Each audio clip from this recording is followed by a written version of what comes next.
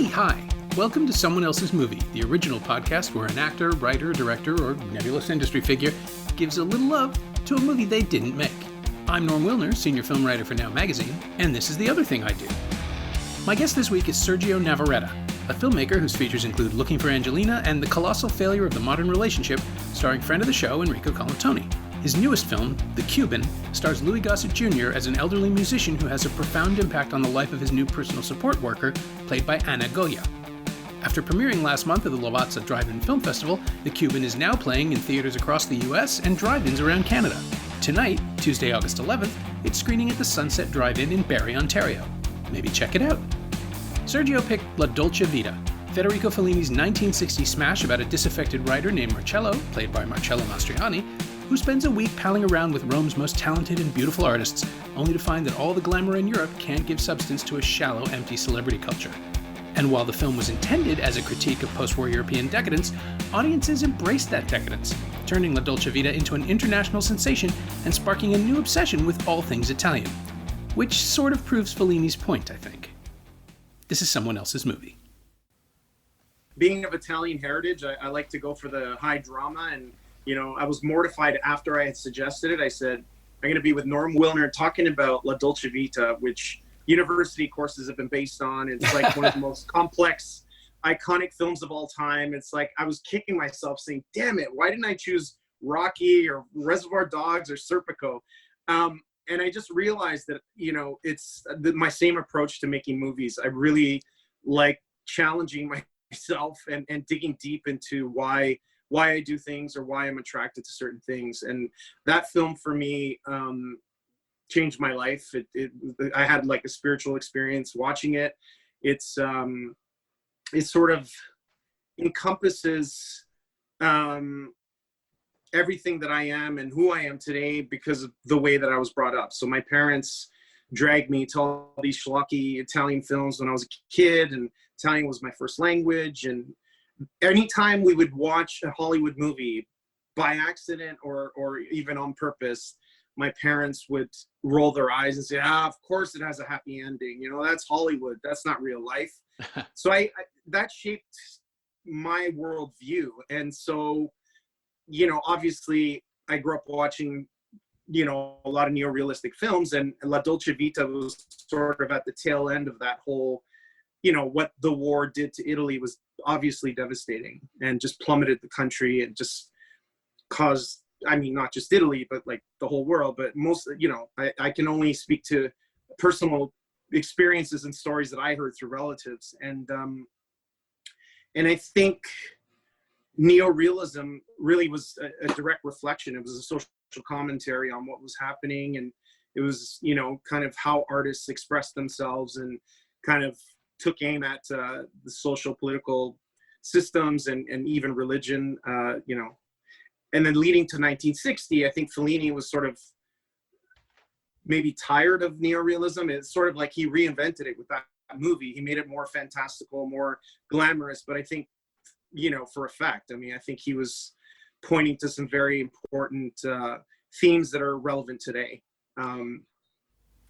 Yeah, I think having just done Nights of Cabiria like 3 weeks ago with Peter Sarsgaard, and I hadn't seen the film in, I'm gonna say 20 years probably, and to revisit it and realize that it is like it's the tipping point for what he'll do in La Dolce Vita, because it's aware of celebrity and it's got all the elements that that this film is about, but it is so narrowly focused on someone who is excluded from all of it. She's an outsider wherever she goes, and that comes into conversation with the sad clown iconography of it, and how Giulietta Messina is just like so beautifully upbeat and optimistic as this world gets uglier and uglier around her. And then La Dolce Vita flips that, right? Because it's somebody who can't experience the pleasures that are on offer all the time in this gigantic world that welcomes him, that wants him to be part of it all the time. And that's that's a conversation Fellini's clearly having in his head for the 3 years between the two movies.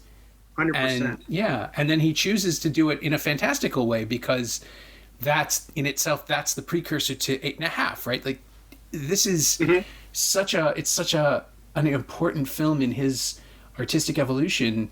I think maybe it's the pinnacle. I think it's the one where he doesn't fully understand the alchemy that's happening, and so he just goes with it. 8.5 is much more composed and more, Yeah. the barriers between fantasy and reality are much more solid. This is that liminal experience of just being with Mastroianni as he sort of plays tour guide to Fellini's own psychology, right? I don't know any other way to explain it, but it's such a fascinating, defining film. I've been trying to think of another director who came up with that sort of identifiable spot on his evolutionary path, where you can find, you can point to this movie and say, no, it was right here. It was making this movie, where you can see everything he was and everything he's going to be, all in one epic moment. Would you say that Eyes Wide Shut was that for Kubrick? Well, that's He more was like in a a different culmination, chapter right? in Because his it's life. his final film. We can't know where he Yeah. would have gone. But I see what you But mean. Right? thematically, it's similar. Yeah, I think so. I think it's also his last film, so we can't know where he would have gone afterwards. And maybe he wasn't planning to make another movie. This does feel like after 20 years he had one statement left to make. But not 20 years, sorry. 11? Full Metal Jacket was 87? Yeah. 12. Yeah. Yeah. But yeah, with Fellini, he's got 25 years of work ahead of him. He's got all the fantastical stuff that he hints at here, but isn't fully willing to explore because he's still grounded in his way. It's it's a movie that I watch it and I see him wanting to go in those directions. It's he wanting to grab the camera and be pulled up the way it happens in 8.5, but he's not there yet. He's still trying to figure out what it means, and that mirrors the storyline too, which is someone trying to figure out where they are, who they are, what they want to do with their lives. It's it's just that it's a cauldron of all of the ideas and all of the thoughts all at once, and it is so beautifully willing to be overwhelmed, I guess, is what I'm trying to say. It's so impactful too. It's one of those movies you watch and it somehow digs into your subconscious and stays there. Yeah. And even though I didn't realize it, a lot of the stuff that I do is super influenced by Fellini and especially this movie. Some of the themes that I obsess about in my own life, in this business, at least I've had the privilege of going to places like Monaco or Cannes and being around like just extreme excess, like to the point of where, I'm looking at these people going, they have it all. It must be the answer. So it's like this, it's really, I think the movie takes a critical look at the chasing and pursuit of false gods. The opening image is a gold Jesus being flown with a helicopter over Rome, which is a direct attack, I guess, at the church, at everything that is Italian. And in a lot of ways, being Italian, we're indoctrinated into this way of thinking where we're religious on some level, even if we're critical, it's there. We're superstitious because of all the pagan, influences that have seeped their way into our culture. Sure, yeah. And then there's that whole intellectual part, that academic part that says this is all nonsense. So I think Fellini, that's what it felt for me. It was sometimes it's like torment. It's like tormenting to watch La Dolce Vita. It's so it's a tour de force, and I don't know how it affected you, but it really, it really weighs on me and really forces me to look at my own life. And when a film can do that, that's like, it's done its job, and this idea of what are we really chasing? Like the American dream is all about that, is really, Sure. The pursuit of wealth. And then once you have it all, then what? And that's I was fortunate in my life where I met people that had, tons of wealth and they weren't happy. They were miserable. So that's when in my 20s, my wheels started turning. It's like, so I've been to parties like that with, where Marcello was kind of like in a place where he should be elated and totally present in the moment and enjoying himself, but he's not. He's miserable, he's isolated, and he feels lonely. And I think, that scene is so poignant when he's with his father, because for a moment you see that the humanity in him, and even that's fleeting because his father disappears. And the other thing that struck me watching it again was the moment where he's at his typewriter writing his novel, and he sees the young girl from Umbria or whatever, the young waitress, and you see that twinkle in his eye. It's like that little sliver of hope, and then that's fleeting, and then he goes back to his kind of, I guess, restless life. And it's funny how she comes back right at the end to offer him, it leaves it open. It's ambiguous. It's, he said, I think she represents that purity and hope that he once had, but he just looks at her and waves and turns around and walks away. It's like, he's kind of like helpless. And, in American cinema standards, that would be a fail. It's like the arc isn't big enough. He doesn't walk off into the sunset. It's like, it's horrible, and it leaves you thinking and wondering, but that's the brilliance of a great master, I think. I'm trying to think of how many movies Fellini has made that just end on that note of we'll get there. Like, they hoping as a society that everybody, like, Cabiria gets it. Cabiria gets her moment where she can just leave everything behind and walk off into the future unprepared, because she's finally got to the point where she can sacrifice the idea of sacrifice, that all the things that were important to her before, they're gone. Why worry about them? Why carry that burden? Just join the parade and walk on and see what happens. Marcello feels to me like his responsibility, he thinks his responsibility is to cover the parade, so he can never join it, he can never fully embrace it. And so much of that mirrors Fellini as a filmmaker, as a spectator, even in things like Amarcord or not so much Roman Satyricon, because those are just much more outre visions anyway. But so many of Fellini's films end with him watching someone watch something. Like, just this further removing the audience as the world goes on forward, and we're left there, and the camera is left there, so are we. And it's this fascinating. I was going to say, the first time I saw the movie was in film school in New York in year one, and I was not ready for it. I think I would have been 18. My entire experience of Fellini was probably like an SCTV parody here or there. I'd never seen any of his films. And, we're going to watch this, and it's 3 hours long, and everything about it seemed to be positioning me for, this is going to be the stereotypical Fellini experience, that you're just going to be overwhelmed forever and it won't end. Yeah. And I liked it a lot, but I didn't love it until I saw it again. Maybe I saw it at the Bloor when I saw it properly theatrically. We saw movies at York in a tiny little theater, and it was on 35 and it looked nice, but it was an old print and a lot of restless 18-year-olds. So it didn't really play. And then I saw it at the Bloor maybe 5 or 6 years later. It was the mid-90s. Is it a retrospective maybe? They used to do retrospectives at the Bloor. Maybe, yeah. I'm even wondering if I'm misremembering it and I saw it at Cinema. No, I didn't. I saw it at Cinematheque the third time I saw it. But every time I watch it, I'm more open to it. I find myself more willing to surrender, like more willing to abandon myself to what it wants to do, because and the more you get to know a movie, the more the easier it is to take it the second time, even if it's a film you don't necessarily like very much, because your brain knows where the map is and you can respond to different things. And I find the hollowness of the world that he's showing us gets more interesting. Like the vacuum is the thing that fascinates me now. Yeah. Just watching people painted up, suited up, dolled up, whatever you want to call it, this garish idea of what celebrity is. And this is from a director who's already been to Cannes a number of times. He's won prizes. He's already as feted as anybody's going to be for doing the thing they do. And his take is just, oh God, I don't like any of this. I want to be away from it. I want to be sitting at a table somewhere and not having to perform a version of myself.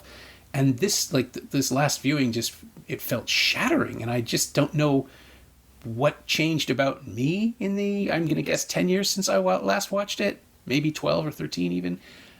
I don't know why maybe this is telling me I need to do something else with my more cynical. Oh, I'm definitely more cynical. But the movie has always been that cynical. Like, that's what I mean. It's like it took me this long to catch up to that. I'm cynical anyway. Jeez. I think what's most depressing about it is really how, during a conversation once, we were sort of joking around and playing with this idea of what if we, remade La Dolce Vita today, would it work? And that's the terrifying part, is that whether you're talking about the paparazzi, the media, that, like at his lowest point, when he gets punched out in front of the hotel, his own friends are there trying to get the shot. Yeah. And it's like society hasn't changed. Like, I've spent enough time in LA to know, like, the many, many times I've been in a restaurant and then somebody walks out or walks in and there's 50 photographers just chasing them. Like, it's terrifying. Yeah. The first time I ever seen that was really at TIFF, and I was saying to somebody, like, what is happening? Like, who are you chasing? And they said, we don't know. We just want to see somebody famous. Yeah. And I was like, that is insane. That's insane. Yeah. That's actually my favorite part about TIFF, is that every time I leave a hotel or a building, there's that moment where people go, and then they realize I'm nobody and they're like, oh, and I come to really enjoy disappointing them. You're the anti-hero. I am, in my own story, absolutely. I can't help you meet Oprah. I don't think Oprah wants to meet me. Like, that's not going to happen today. So maybe it is a certain level of cynicism. It's crazy. I mean, just, our obsession with consumerism and excess, we've learned it through this pandemic. I told my son, who's very young, he turned 7 recently, and I said, we can't go to the grocery store perhaps and find 72 different types of pasta, but that's okay. We're going to have 5 types that we're really going to enjoy. And so he's starting to learn that. And I mean, we've been spoiled, right? It's our generation has had it all, at least in the Western world and the way we were brought up. I mean, we never lacked anything. And I think ultimately that's what the Dolce Vita is really a commentary on, is that this world of access is not going to give you that spiritual satisfaction that if you notice, Marcello is very restless, and we all know people like that, and maybe on some level we are that person. There's parts of him that we can all relate to. And I think when Steiner dies, like, Steiner is sort of like putting a mirror in front of Marcello and saying, this is who you can become. So he aspires to be this wealthy, successful, cultured man, and then he kills himself and kills his 2 children. I mean, that's like, it's such a shock in the movie, but what it teaches us, and I think what it teaches Marcello is, again, in chasing the false gods, you're going to end up potentially like this. So I think that's really the turning point, and that's where it's sort of like it's less hopeful at that point for me in the movie. It's like, man, he's just lost his hero. Where are we going to go from here? And it leaves you wondering. And having a lot of questions. Yeah, it's something that also runs through a number of his movies, is the sense of rot, the sense of like an unsustainable lifestyle that people are trying to stay ahead of some horrible tragedy that they can never fully avoid. And it's mortality, obviously, but it's also a sort of a moral decay. And this movie, more than like Roma, kind of has it. And well, Roma and Satyricon both sort of deal with that sort of decadence, but this one is this one I find more disturbing because it's believable and reasonable. Like the corruption is incremental. You're watching someone in the process of being hollowed out that probably could stop it if he wanted to. That's the great failing on Marcello's part, is that he's so ambivalent about this world that he's in, which is clearly, if the film's stylized moments are supposed to be from his point of view, he knows his brain is presenting it to him as this monstrosity, this grotesque, but he just can't bring himself to say, oh yeah, no, I shouldn't be doing any of this. This is all horrible. And the idea that landed as a shock to people, I think, is incredible. That no one had made a movie about, well, the paparazzi as a term didn't exist until the movie coined it, but no one had made a movie about the parasitic nature, right? Like previous films like Sunset Boulevard or All About Eve, I'm thinking like the American noir films, that world that they're in, they made the corruption a metaphor, or they made it more about a symbiotic relationship, like codependency, rather than parasitic. And there's just nothing good that comes from what Marcello does. Nothing in his work produces anything positive. He's just stalking people, and insisting that he has a certain dignity. But the movie sees right through him. And so even though it's from his perspective, it's like this argument that Marcello's conscience is directing the film and showing us that this is all for nothing, this is all empty, and you're not doing anything to make the world a better place. Even, the Ekberg in the Fountain, right? They're not really happy. They're just pretending, they're acting a version of romantic love. And it always amazed me too that scene is the thing that everybody cites. It's beautiful. And it's got a sexual charge, right? Yeah. But it's not a good thing that's happening. Like it's just drunk people in a fountain trying to pretend they're not awful people.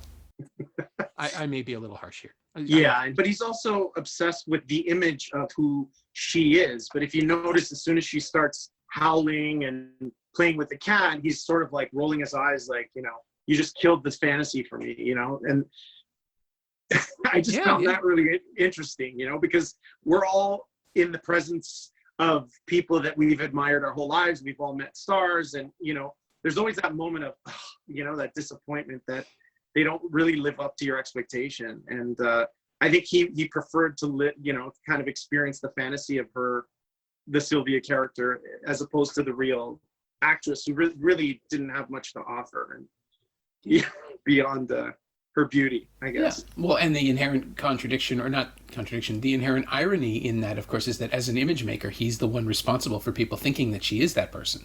Like it's his own fault. Like she can't live up to his fantasies. He built the fantasy in the first place. He knows it's not true. Right.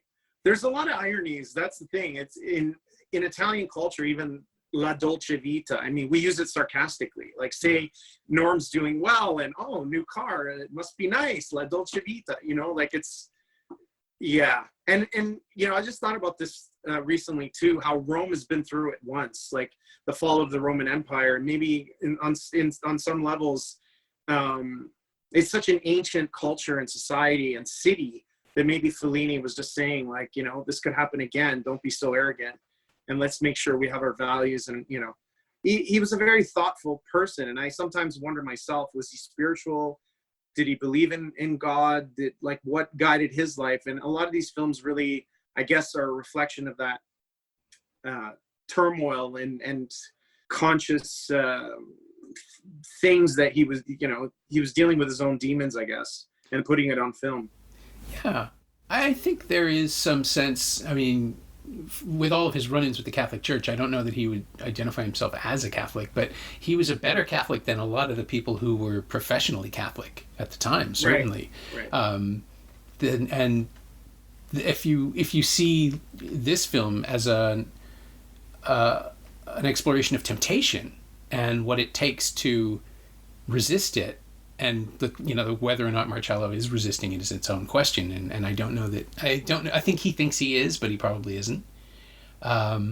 It's that weird thing where if you are anywhere close to glamour, to celebrity, not the people who are making movies on sets, but the red carpet side, right? The place where you are only there to celebrate. There's no room for critical space. There's no room for consideration of the merits of something. It's just like, what are you wearing?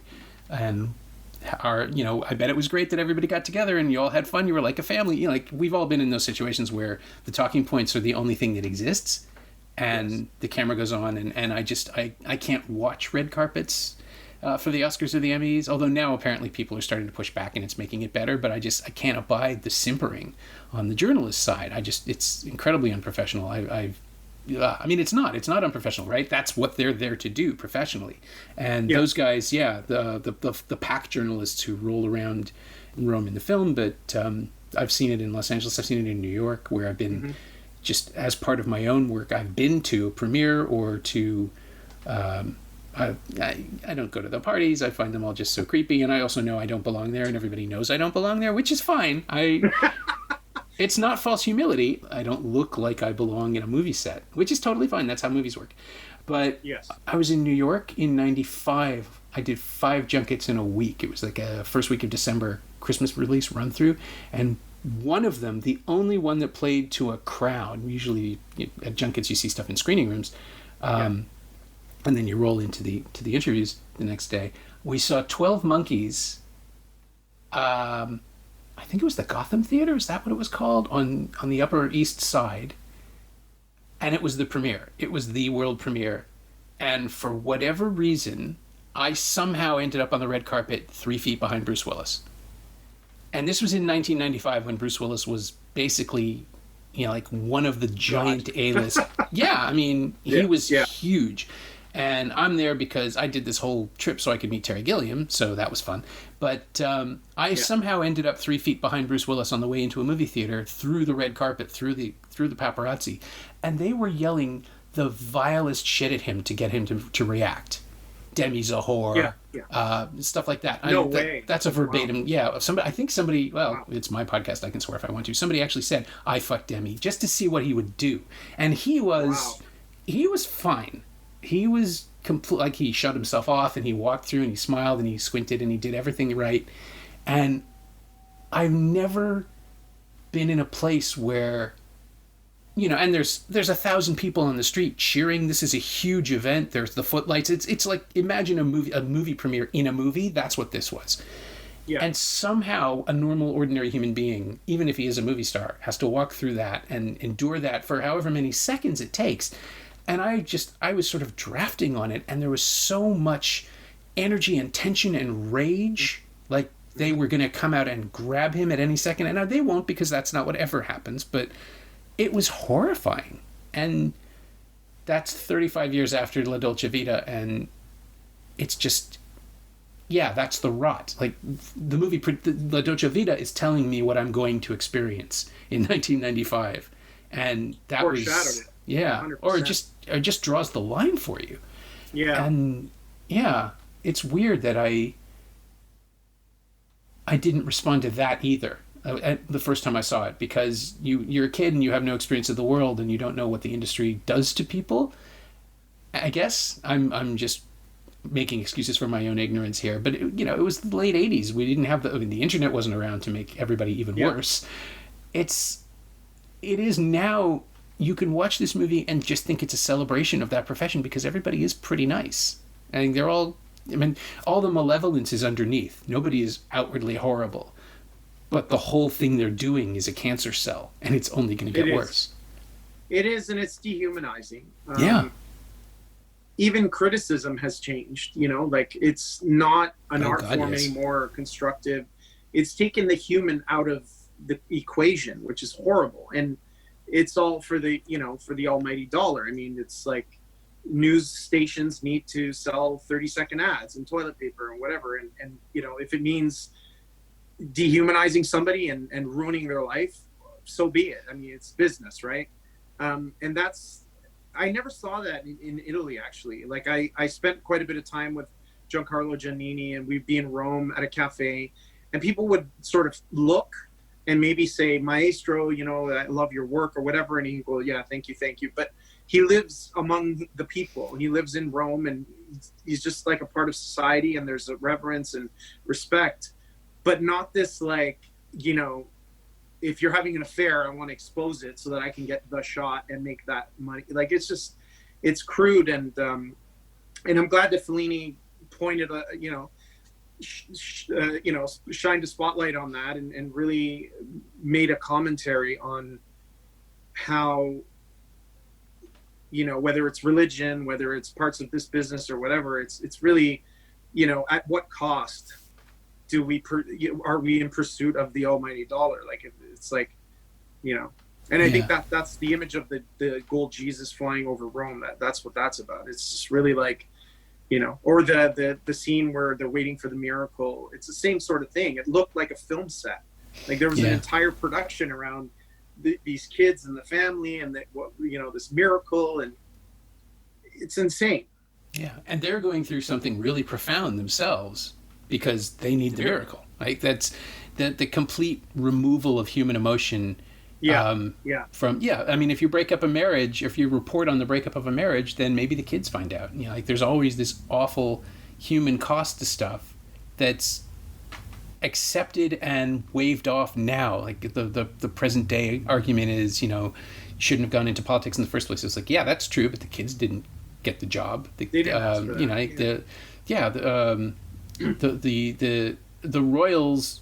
Okay, yeah, I mean, because this is happening this week. There are some photographs leaked out about one of the princes at the age of 7, and everybody's very upset about this. And yeah, of course they should be upset about it. Those are children, and they're supposed to be protected. And somehow also there's been the pushback of, well, the royals are a corrupt institution. It's like, yeah, but generations of these people have been born into this thing. It's not their call. I mean, I'm right. glad for Harry and Meghan walking away and making a statement, but until that happened, there was no precedent for, well, I guess Edward and Mrs. Simpson, but like the idea of removing yourself from the society that you were born and raised into without any awareness of the world around you, that's harder on these people than we think it is, than the public thinks it is. And it's because we've demonized them for decades through this, through the industry, as you say. Like they're just, it exists. And I think about the Jesus, and it's like the Jesus. I think about the gold Jesus, and and it's money and status, right? Like it's the combination of the two.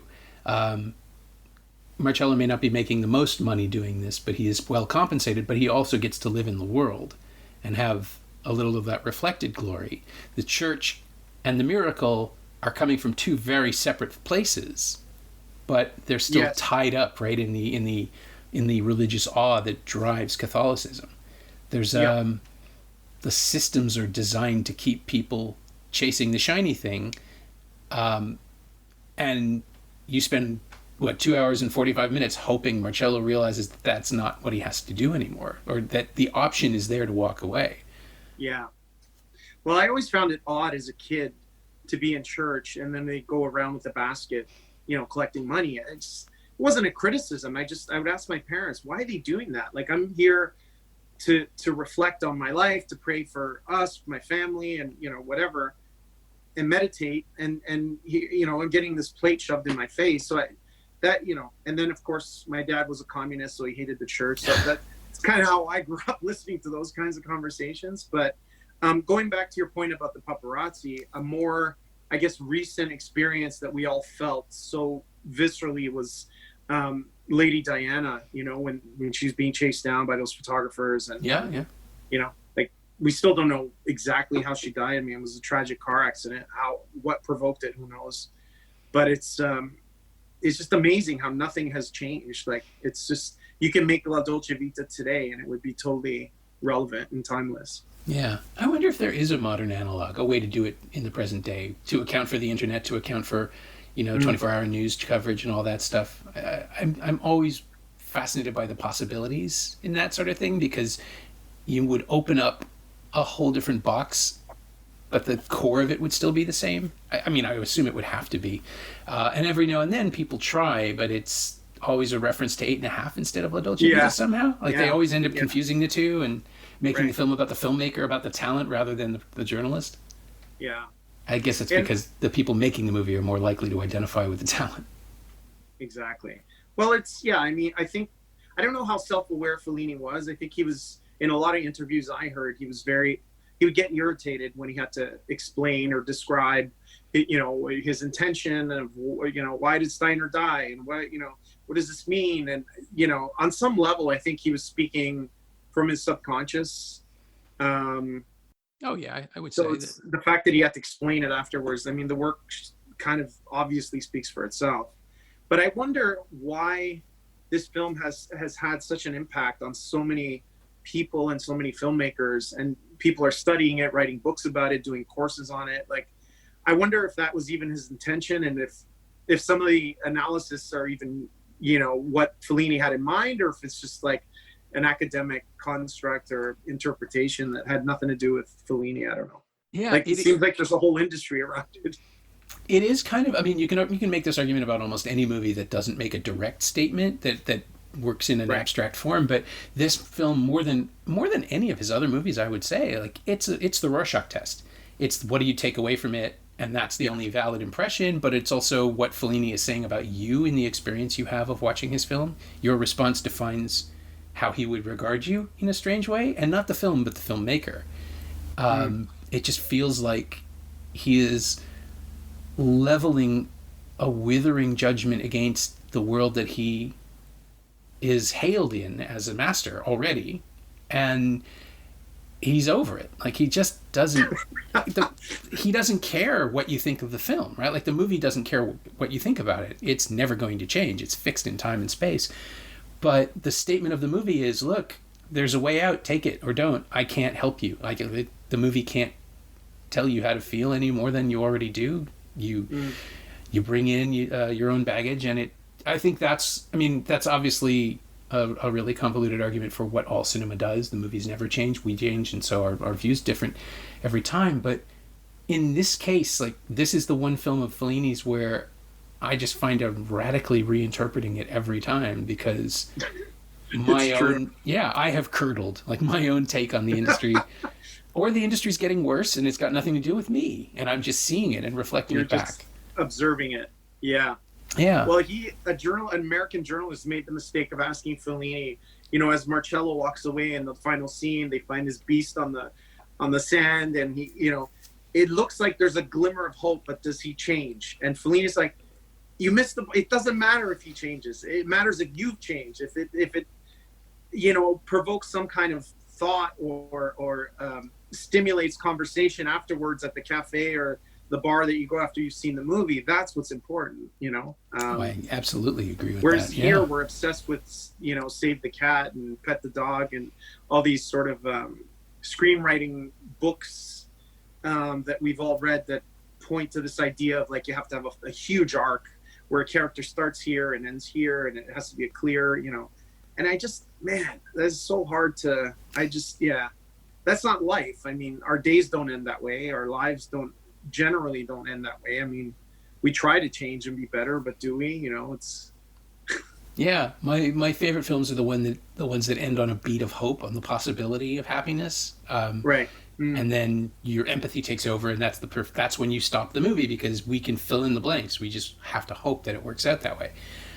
This one, it's much more. He doesn't have a profound revelation. He doesn't understand necessarily. I don't know that he knows that he could stop, but the world is telling him to. Like everything around him is pointing in the other direction. And the ambiguity of whether or not he'll even see the signpost is fascinating to me, because you want to believe you would, but we have an omniscient view as a viewer. We see more than Marcello does. So, of course we know. But my wife has a thing where she finds it absolutely excruciating to watch a character make the worst possible decision, even if the movie knows that that's happening. Your Uncut Gems, something like that, where the film is actually getting off on watching somebody do the wrong thing. Crash and burn. Yeah. But you can still be sympathetic to those characters. I mean, part of the drama is the flaw of that character in that way. I wonder, I don't know that she's seen La Dolce Vita, and I wonder how she would take it, because it isn't unaware of Marcello's shortcomings, right? It knows who he is better than he does. And that's why I think that Fellini's choice to end it where he ends it, and to just pull away and recede, is to suggest that, if Marcello doesn't find a way out, if he doesn't realize there is a way out, then this is who he'll always be, and that's the greater tragedy. And it's, if you lay it out like that narratively, it's pretty simple. It's not a complex film, but the execution of it and the artistry of it is just, it's so enthralling and so ultimately so seductive, right? Because again, one of those things that stuns me when I think about it, there was a massive wave of chic Italian style that came out of this movie because people misinterpreted it and just wanted the glamour. It's crazy. He really played. He seduced us with that, and yeah, who doesn't want to be, Marcello with a bow tie and those glasses and with the hair? I mean, it's just but maybe women today might find it misogynistic, or obviously it was told through the eyes and through the lens of a man 50 years ago, so there's that. But maybe I don't know, it's, I guess, in the vein of the neo-realistic style, it's a slice of life, and maybe it's okay that he doesn't change, and maybe that's the message, that people don't generally change.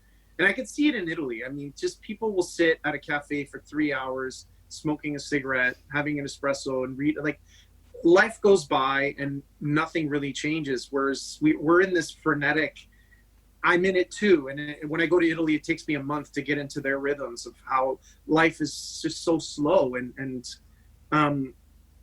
they're not as affected by the American dream as we are. Like, if they sit at a cafe for the next 50 years and stare and watch the world go by, they're okay with that. And that's what it felt like at the end. It's like, oh God, that's so Italian, like, he's just like, hey, shit happens, life happens, and I'm never going to change, but that's okay.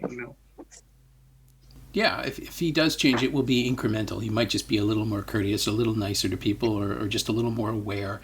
And that would be a huge improvement for him. That would be, massive personal growth. It's just that the movie isn't really interested in him because it's already given up on him. Yeah. Because he's still part of that world. I wonder if, like, Fellini would have had more time for him if he... Oh, now I don't even know what I was going to say. Because he's the writer and he controls it and he can do whatever he wants, and he just chooses to put him in that direction. Yeah.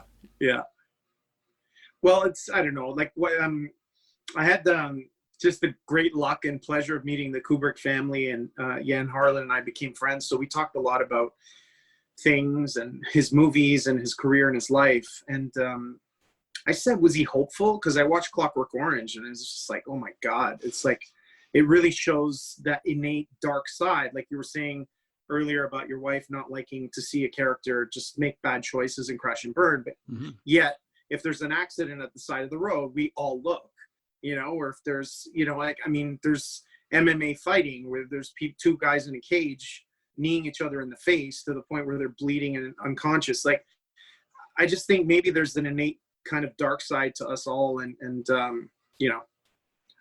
So my question to Jan was he spiritual and was he hopeful? He said, yes, of course. That's why he kept making movies. He just it was an exploration of that. It's like, at a certain point, we have as humans, the choice to do better.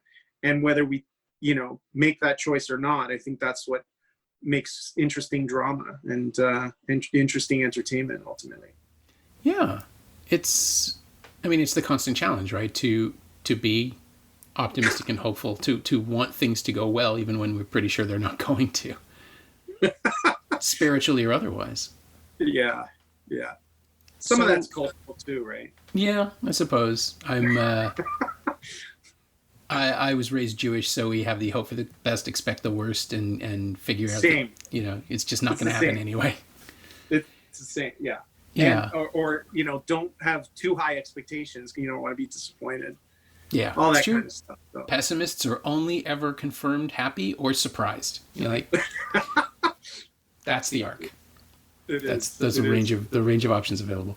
I did want to ask though, I've told you my red carpet experience, and the film is all about all of those. And I know that the Cuban just had a drive-in red carpet premiere, so I got to ask about that. What was it like, and how did it happen? How does it work? Well, we sort of queued up, and I heard announced on the big screen that here's the director, Sergio Navarretta, and the writer, Alessandro Piccione. And so we just drove up and stopped, and then all the cameras were to our right, and on the left were the hosts. So you're literally driving up. Literally drive. It's like a drive-through, big red carpet, and then they handed me an iPad that they had sanitized and whatever, and we're all in masks, and then take the mask off, and it was just, I was overwhelmed because I could see myself on the big screen, which I hate being on camera. So that was very uncomfortable. Sure. And then I had journalists on the right and then the hosts on the left. And I thought it was going to be sort of like, I'm really happy to be here. I hope everyone enjoys the movie and let the movie speak for itself. But then one of the hosts said, what inspired you to make this movie? And I was just like, oh my God. Like, it just threw me completely, because I wasn't I just wasn't in a mental place to have a conversation about it. It felt silly to be having it in that environment, but it all worked out, and it was very fascinating, to say the least. I'll never forget it. Yeah, we're in such a weird place now where just the notion of glamour as defined by La Dolce Vita doesn't exist right now. You can't. There's no point. There are people, doing looks in their homes, which is fascinating. And I find kind of lovely and fun, too, watching people. The bookshelf behind you has become the status symbol, right? So when somebody shows up with no books, that's a comment. And, right. Again, it's part of what Marcello does. We want to see who they really are. We want to see into their lives. And we have this opportunity. I've seen people in their homes and their desks and dealing with their kids and their pets, and in the course of trying to perform this version of themselves. And all of that is gone now. So the idea of doing a virtual red carpet from behind, were you actually behind the wheel of the car? Because that would be even stranger. Yeah. It was strange because I had to physically drive. And yeah, because I was just thinking, would it have been a limo? No, you can't have a stranger driving you in this situation. All of these mechanics have been disassembled. Yeah, it's bizarre. And, somewhere, I also went to York. So somewhere around university, I was thinking and obsessing a lot about true self versus false self. I've had numerous debates about it with my partner, with therapists, with whoever. It's just like this idea of distilling down to who we truly are. And, I guess in the more spiritual realms, they call it the soul, and, the true self. And then we put the mask on and we become the father, the filmmaker, the whatever. And the other day I did a press conference at Ontario Place, and it was so overwhelming just having all those cameras in my face. And somebody said to me, well, it's okay, you're gonna have a mask on, right? So here we are again, putting a different kind of mask, like a physical medical mask on, to hide who we really are. And on top of that, I put like a bandana around it, so it just gave me another layer of protection, but anyway, we're in strange times.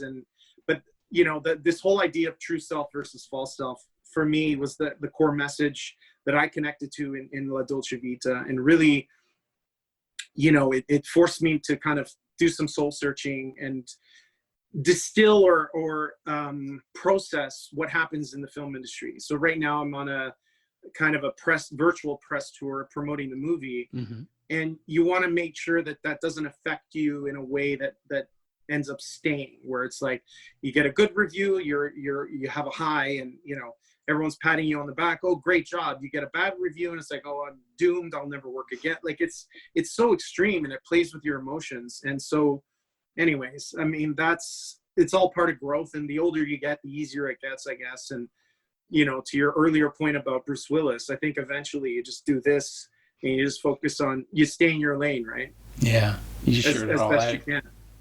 Yeah, no, you do the work, and we have it too from on the other side of the keyboard, right? Or the other side of the screen. You just have to keep going. Yeah. And eventually, if you start, as a critic, if I start shaping my responses to the way I think the audience wants me to behave, I'm not serving anybody. I'm not serving myself. No. I'm not serving them. I'm not serving the art that I'm watching. All you can do is try to be the best version of yourself, right? And as far as La Dolce Vita goes, he's clearly not. And that's like the crux of the film. The test of the movie is whether he'll figure it out. Yeah, and he has someone sitting at home who apparently loves him unconditionally and says, come home to me. And even that is not enough to ground him, or to, so it's, that's what I think your wife would have a hard time with. It's like he has all these choices, where he could seemingly be more integrated, grounded as a human being, and ultimately happy. But he's out here in the orbit searching for it in this kind of abstract, ethereal way that is just not real. Yeah. Well, they do have better lighting, right? So I can see why he's drawn to it. Yeah, 100%. 100%. Even in the prostitute's basement with the water flooding and everything, it's still, he's in a, he's a beautiful tux, and his hair is perfect, and she looks wonderful. Yeah. Yeah. No, it's seductive. That's why it's evil, right? Like, that's the whole point. Yeah. It's just, and as a filmmaker, it just gave me so much joy to revisit a movie that has meant so much to me. And now whenever there's a scene in any of my movies that's quote unquote Fellini-esque, my cinematographer knows exactly what I'm talking about. The composer knows what to do. It's for those who know cinema, they get the nod. And for those who are too young to know who Fellini is, well, hopefully they'll discover him at some point. Yeah, that history's not going anywhere. It's just waiting for them. Yeah. That's a nice thing too. Exactly.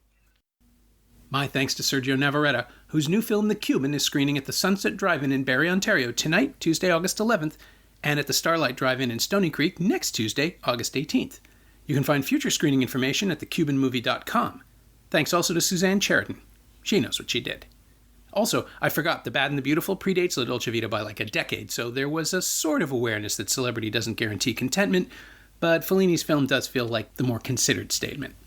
You can find Sergio on Twitter at Sergio Director, all one word, and you can find La Dolce Vita on Blu-ray and DVD in the Criterion Collection. It's not currently streaming on the Criterion channel, but you can rent it in Canada on YouTube and Google Play. As always, you can find me on Twitter at Norm Wilner and elsewhere on the internet at nowtoronto.com, where in addition to writing about film and television, I host a bunch of podcasts these days. Go check those out. And you can find this podcast on Twitter at Semcast, S-E-M-Cast, and on the web at someoneelsesmovie.com. Our theme song is by The Last Year. If you like it, or the show in general, please say so. Leave a review on Apple Podcasts or Google Podcasts or wherever you've been enjoying us. Every little bit helps, it truly does. And check out the other shows on the Frequency Podcast Network. Stay inside, watch movies, wear a mask if you go out. Dancing in fountains is okay, I think, but let other people have a turn. I'll see you next time.